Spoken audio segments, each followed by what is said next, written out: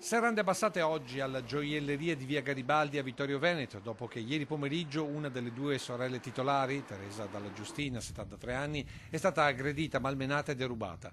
Tutto è accaduto poco dopo le 16, quando una donna bionda è entrata in negozio. Era una signora bionda sui 45-50 anni. Non ho mai vista questa signora. Non l'ho mai vista io. No, ma la signora quella che... La signora che della gioielleria è la nostra cliente abituale, sono due sorelle anziane, gentilissime sempre. Come si è presentata? Cosa è successo? Come è arrivata qua?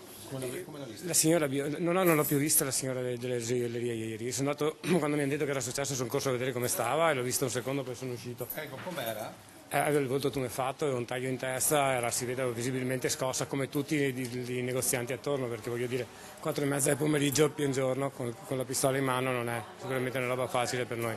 Ecco, ma la gioielleria è gestita da due signore? Due signore anziani, sui 70 anni hanno, sono due signore gentilissime che sono nostre clienti abituali, quindi siamo tutti abbastanza scossi in questa zona qua per questa cosa. Adesso quello dei carabinieri. La testimonianza del barista di fronte alla gioielleria, che come tutti i negozianti della zona è stato contattato per confermare l'identikit della rapinatrice.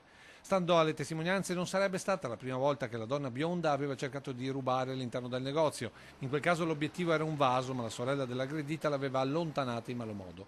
Ieri la donna è riuscita ad entrare approfittando dei riflessi del sole lungo la via che impediscono di vedere bene chi chiede di entrare.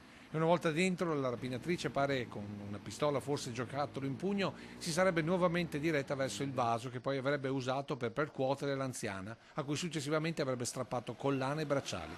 Un bottino tutto sommato magro che la donna si è portata via lasciando l'anziana a terra in stato confusionale. Subito sono intervenuti i soccorsi e la 73enne è stata ricoverata all'ospedale, mentre i carabinieri hanno iniziato la caccia alla rapinatrice che sta continuando anche in queste ore.